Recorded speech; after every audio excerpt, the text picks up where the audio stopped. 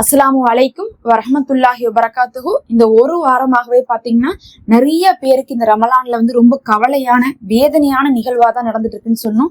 ஏன்னா அவர்களை சேர்ந்தவர்கள் வெளிநாடுகள்ல இருக்கிறாங்க. ஆனா அந்த வெளிநாட்டுல என்ன ஆகுது, இப்ப போர் நடந்து கொண்டிருக்கு. ரொம்பவே பாத்தீங்கன்னா நமக்கே மறுமை நெருங்கிருச்சோ அப்படிங்கிற அளவுக்கு கவலைப்பட வேண்டிய அளவுக்கு நிகழ்வுகளாவே வந்துட்டு இருக்குது. எல்லாருக்குமே அங்க மத்திய கிழக்குல பாத்தீங்கன்னா சவுதி, யுஏஇ, கத்தாரு, பஹ்ரைனு, அதுக்கப்புறம் ஜோர்டானு, இன்னும் பாத்தீங்கன்னா ஓமானு, அதுக்கு பிறகு பாத்தீங்கன்னா இந்த பக்கம் எல்லாம் பார்க்கும்போது பாலஸ்தீன்னு சொல்லிட்டு எல்லா இடத்துலயும் மக்கள் கஷ்டப்பட்டுட்டு இருக்காங்க. அதுலயும் ஈரான் மக்கள் பாவம் தான். அது இன்னைக்கெல்லாம் பாத்தீங்கன்னா வரக்கூடிய தகவல்லாம் அங்கிருந்து ரொம்ப கஷ்டமா இருக்குது. ஈரானை பாத்தீங்கன்னா அங்க இருக்கக்கூடிய எண்ணெய் வளத்தை எடுக்கிறதுக்காக அமெரிக்கா போர் செய்யறாங்க. அந்த எண்ணெய் வளத்தை எடுக்கிறதுக்காக போய் போர் செய்யும் போது அதுக்கு பாத்தீங்கன்னா அண்டை நாடுகள் என்ன பண்றாங்க, இடம் கொடுத்து வச்சிருக்காங்க. இடம் கொடுத்து வச்சிருக்கிறதுனால அவங்களுடைய இடத்துல இருந்து என்ன பண்றாங்க, ஈரான் மேல அட்டாக் பண்றாங்க. அதனால ஈரான் என்ன பண்றாங்கன்னா, நான் நேரடியா அமெரிக்காவே அடிக்கிறேன், இஸ்ரேலே அடிக்கிறேன், அவங்கதான் என்னை அடிக்கிறாங்கிறதுனால அவங்க நான் திருப்பி தாக்குறேன்.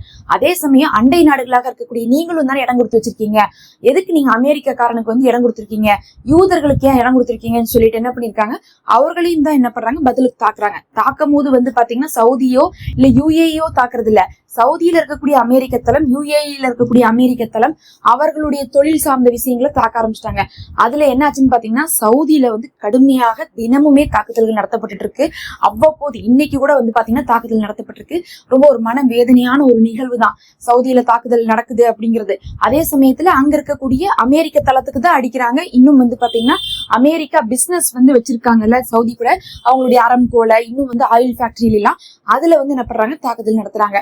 அதை ஒரு சிலதை சுட்டு வீழ்த்திடுறாங்க, ஒரு சிலது விழுந்துருது. அதுலயும் பாத்தீங்கன்னா சவுதியில இருக்கிற அமெரிக்காவுடைய ரேடாரை தாக்கியிருக்காங்க. அந்த ரேடான் பாத்தீங்கன்னா 500 மில்லியன் US டாலர்னு சொல்லப்படுது. அந்த அளவுக்கு விலை உயர்ந்த 500 மில்லியன்னா பாத்தீங்கன்னா 1 மில்லியனாவே 10 லட்சம். 500 மில்லியன் யோசிச்சுக்கோங்க, 500 × 10 லட்சம். அந்த அளவுக்கு டாலர்ல, அது நம்ம காசு கூட கிடையாது.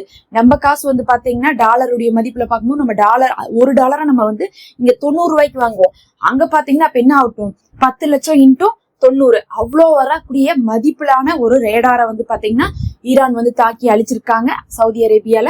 இதனால சவுதி கொஞ்சம் என்ன பண்றாங்க, கொஞ்சம் கோவத்துலதான் இருந்துட்டு இருக்காங்க. ஆனாலும் பாத்தீங்கன்னா நேரடியாக சவுதி போருக்கு வரமாட்டாங்க ஈரானோடு அப்படிங்கக்கூடிய ஒரு நிலவரம் இருந்துட்டு இருக்கு. ஏன்னா அப்படி அவங்க வரக்கூடாது. ஏன்னா பக்கத்தால் இருக்கக்கூடிய அண்டை நாடுகள் எல்லாமே முஸ்லீம் நாடுகள், ஈரானும் ஒரு முஸ்லீம் நாடு தான். ஆனா இவங்க ஷியா, மற்றவங்க எல்லாம் பாத்தீங்கன்னா சன்னி. அப்படி இருக்கும்போது பாத்தீங்கன்னா ஷியாவும் சன்னியுமே சண்டை போட்டுக்கிட்டாங்கன்னா அது யாருக்கு கொண்டாட்டமா போயிரும் பாத்தீங்கன்னா யூதர்களுக்கும், அதுக்கப்புறம் அமெரிக்கர்களுக்கும், கிறிஸ்தவர்களுக்கும் என்ன ஆயிரும், அந்த நசாராக்களுக்கு எல்லாம் கொண்டாட்டமா போயிரும். அதனால திசை திருப்பறக்காக எவ்வளவோ முயற்சி பண்ணிட்டு இருக்காங்க நடுவுல பூந்து. ஈரான் ஆனா என்ன சொல்றாங்கன்னா, எங்களுக்கு பக்கத்தால இருக்கக்கூடிய அண்டை நாடுகள், எங்களுடைய சகோதர நாடுகள், அதாவது இந்த முஸ்லீம் நாடுகளை தான் அவங்க சொல்றாங்க. அண்டை நாடுகள்னா பக்கத்தால எதெல்லாம் பக்கத்தால இருக்கோ அதை அண்டை நாடுன்னு சொல்லுவாங்க. சகோதர நாடுன்னா கொஞ்சம் இன்னும் அதை விட்டு கொஞ்சம் தூரமா இருக்கிறது. அந்த மத்திய கிழக்குல இருக்கக்கூடிய அனைத்துமே பாத்தீங்கன்னா அவங்க சகோதர நாடுன்னு சொல்லுவாங்க. சவுதி அரேபியா, யுஏஇ, கத்தாரு, இதெல்லாத்தையும் சகோதர நாடுகள்னு சொல்லுவாங்க. அப்ப அவங்கள்ட்ட எல்லாம் நாங்க பேசிட்டு தான் இருக்கோம் டெய்லியும். நாங்க எங்களுடைய பக்கம் இருக்கக்கூடிய நியாயத்தை எடுத்து சொல்லிட்டு இருக்கோம். நாங்க என்ன பண்ணல, நாங்க தவறுதலாக உங்களை தாக்கல. அங்க இருக்கக்கூடிய அமெரிக்க தளங்களையும் அவங்களுடைய எம்பசியும் அவங்க எந்த விஷயத்துல எல்லாம் பிசினஸ் வச்சிருக்காங்களோ அதுல அவங்களுக்கு நஷ்டத்தை கொடுக்கறதுக்கு தான் தாக்குறோம். இதுக்கு காரணமும் யாருன்னு பார்த்தா நீங்க அவர்களுக்கு இடம் கொடுத்தனால அவர்கள் உங்களுடைய தளங்கள்ல இருந்துதான் எங்க நாட்டின் மீது தாக்குதல் பண்ணாங்க. அதுலயும் பார்த்தா எங்களுடைய 156 குழந்தைகள் ஒரு பள்ளியில இந்த ரமலான்ல இறந்திருக்காங்க.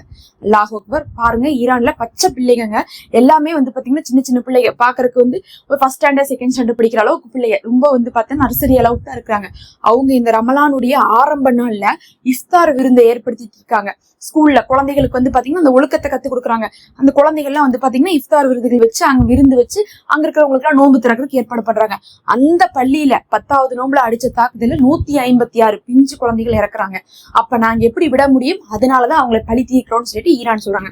ஈரான் பக்கம் அவங்க தாக்குறதுக்கு அவங்களுக்குன்னு சொல்லிட்டு நியாயம் இருக்கு. ஆனா மறுபக்கம் பாத்தீங்கன்னா பக்கத்தால இருக்கக்கூடிய நாடுகள்லாம் என்ன பண்றாங்கன்னா அவங்கள கொஞ்சம் கவலைப்படுறாங்க, ஏன் எங்களை ஈரான் தாக்குறாங்க அப்படின்னு சொல்லிட்டு. அதுல பாத்தீங்கன்னா சவுதி என்ன பண்ணிருக்காங்கன்னா பாகிஸ்தானோட போய் இப்போ ஒரு டீலிங் வேற போட்டு வந்திருக்காங்க. ஏற்கனவே அவங்களுக்குள்ள பாத்தீங்கன்னா அக்ரிமெண்ட் எல்லாம் இருந்துட்டு தான் இருக்கு. அவங்க பாத்தீங்கன்னா எப்பயுமே நட்பு பாராட்டி கொண்டுதான் இருப்பாங்க. அதுல பாத்தீங்கன்னா இந்த தடவை டிஃபென்ஸ் சிஸ்டம்லாம் வாங்கியிருக்காங்க. டிஃபென்ஸ் சிஸ்டம்னா அந்த வான் தடுப்பு சாதனங்கள், அதாவது ஈரான் ஏதாவது தாக்குதல் பண்ணா அந்த தாக்குதல் வந்து சேரக்கூடாதுங்கிறதுக்காக பதில் தாக்குதல் பண்ணக்கூடிய டிஃபென்ஸ் சிஸ்டம்லாம் வாங்கியிருக்காங்க. அதோடு சேர்ந்து இப்போ ஒரு தகவல் வந்திருக்கு. அது இன்னும் உறுதி செய்யப்படாத ஒரு தகவலா இருக்கு. அது உறுதி செய்யப்படவே கூடாது, அது வந்து நடக்கவே கூடாதுன்னு நான் நினைக்கிறேன். என்னன்னா வந்து பாகிஸ்தான் வந்து சவுதிக்கு ஆதரவாக இறங்கி ஈரான் அடிக்க போறதாக வருது. அதாவது சவுதியை வந்து ஈரான் தாக்கல, சவுதியில இருக்கக்கூடிய அமெரிக்க தளங்களை தான் தாக்கிட்டு இருக்காங்க. அமெரிக்காவுடைய ரேடார், அமெரிக்காவுடைய இதுன்னு சொல்லிட்டு தாக்குறாங்க. இருந்தாலும் அதுல வந்து சவுதிக்கு நஷ்டம் இருக்குமானா கண்டிப்பா இருக்கும். ஒரு விதத்துல இல்லாட்டினாலும் இன்னொரு விதத்துல பிசினஸ்ல எல்லாம் பாத்தீங்கன்னா இப்ப என்ன இருக்குன்னா நஷ்டம் ஏற்பட்டிருக்கும். சவுதிக்கும் நஷ்டம் ஏற்பட்டிருக்கும், அமெரிக்காவுக்கும் நஷ்டம் ஏற்பட்டிருக்கும். ஆனா சவுதிக்கு நஷ்டம் ஏற்படுறதே நம்ம வந்து சொல்ல முடியாது. ஏன்னா அந்த இடத்துல அமெரிக்கா இருக்கிறதுனால அவனை அடிக்கிறக்கே, அதாவது அங்க போய் அடிச்சுதான் ஆகணுங்கிறதுனால அந்த நஷ்டத்தை வந்து சவுதி ஏத்துக்குதான் வேணும் அப்படிங்கிற அளவுக்கான ஒரு நிலைமை இருக்கு. ஆனா இந்த நேரத்துல சவுதி என்ன பண்றாங்கன்னா பாகிஸ்தானோடு கூட்டு சேர்ந்து திருப்பி அடிக்கிறதுக்கான வழியை வந்து பாத்துட்டு இருக்காங்கன்னு சொல்லப்படுது. அது மட்டும் நடந்துடக்கூடாது. அப்படி மட்டும் அது நடந்தா என்ன ஆகும்னு பாத்தீங்கன்னா முஸ்லீம் நாடுகளே மாத்தி மாத்தி அடிச்சுப்பாங்க.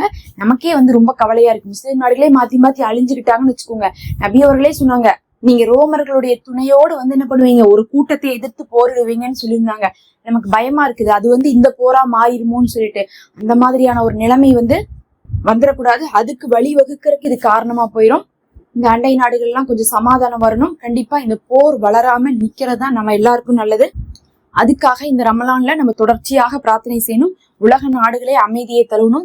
ஏன்னா வந்து ஈரான் வந்து அவங்க வந்து அநியாயம் இழைக்கப்பட்டதின் காரணமாக அவங்க திருப்பி அடிக்கிறாங்க. ஆனா திருப்பி அடிக்கக்கூடிய எதிரிகள் எங்க இருக்கிறாங்கன்னு பாத்தீங்கன்னா நம்மளுடைய முஸ்லீம் நாடுகள்ல போய் ஒளிஞ்சிருக்காங்க. அதனால அந்த முஸ்லீம் நாடுகள்ல ஒளிஞ்சிருக்கிற இடத்துல போய் அடிக்கும் போது என்ன ஆகுதுன்னு பார்த்தா அந்த நாட்டுக்கும் கோவம் வந்து அந்த முஸ்லீம் நாடுகள் என்ன ஆயிடுறாங்க, இவங்களுக்கு மறுபடியும் எதிரியாயிடுறாங்க. அப்ப முஸ்லீமுக்கு முஸ்லீமே எதிரியாயிடுறாங்க. அதுதான் வந்து பாத்தீங்கன்னா இப்ப இருக்கிறதுல ரொம்ப ஒரு வேதனை நிகழ்வாக இருக்குது. நிறைய பேர் வந்து ஈரான் வந்து ஷியா கொள்கை தானே, அவங்க வந்து நம்மளை சார்ந்தவங்க இல்ல அப்படின்னு நினைக்கிறாங்க. அதாவது யூதர்கள் கிறிஸ்துவர்கள் வந்து பாத்தீங்கன்னா அங்க சண்டை போட்டுட்டு இருக்காங்க. இந்த இடத்துல நம்ம வந்து பாத்தீங்கன்னா ஷியாவா சன்னியான்னு பார்க்க கூடாது. அவர்கள் பக்கம் நியாயம் இருக்கு. அவர்களும் வந்து பாத்தீங்கன்னா தொழுகிறாங்க, அவர்களும் வந்து பாத்தீங்கன்னா நம்மளை மாதிரி நோன்பு வைக்கிறாங்க, அவர்களும் குரான் ஓதுறாங்க, அவர்களும் எல்லா விஷயங்களையும் செய்யறாங்க. அல்லாஹ் அவர்கள் விஷயத்துல தீர்ப்பு கொடுத்துப்பான். அவர்கள் எதுல நம்மளை விட்டு மார்க்க விஷயத்துல விலகி இருக்காங்களோ அது அல்லாஹ்விற்கும் அவர்களுக்குமானது.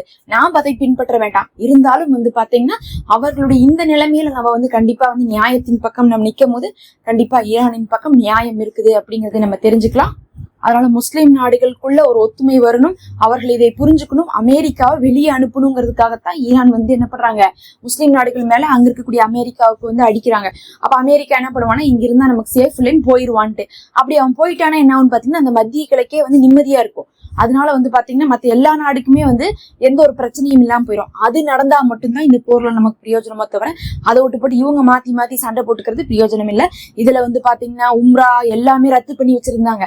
என்ன ஒரு கொடுமை பாருங்க, மறுபடியும் வந்து இந்த லாக்டவுன் காலத்துல வந்த மாதிரி எல்லாத்தையுமே ரத்து பண்ணி வச்சிருந்தாங்க. அப்புறம் இப்ப வந்து பாத்தீங்கன்னா இப்ப நேத்துல இருந்து சொல்லிட்டு இருக்காங்க, இல்ல அதாவது குறிப்பிட்ட ஏரியா மட்டும்தான் வந்து ப்ராப்ளமா இருக்கு, மத்த ஏரியாலாம் வந்து ரொம்ப வந்து நார்மலா தான் இருக்கு. அது பொதுமக்கள் இடத்துக்கு வந்து ஈரான் அடிக்கல, அவங்க அடிக்கிறது அமெரிக்காவுடைய தளத்துக்கு தான் சொல்லிட்டு இன்னைக்கே வந்து சவுதியை அறிவிச்சு அவங்களுடைய பிளைட் எல்லாம் வந்து ஒரு வாரத்துக்கு அப்புறம் வந்து இது பண்ணிருக்காங்க.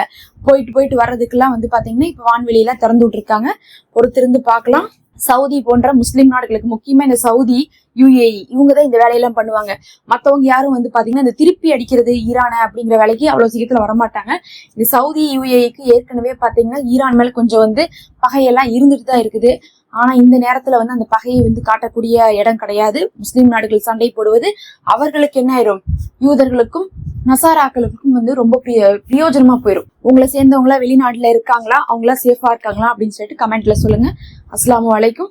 நம்ம சேனல்ல மெம்பர்ஷிப் இருக்கு. இந்த ரமலான் மாசத்துல அதை வந்து ஹதியாவா ஜாயின் பண்ணி எங்களுக்கு சப்போர்ட் பண்ணுங்க.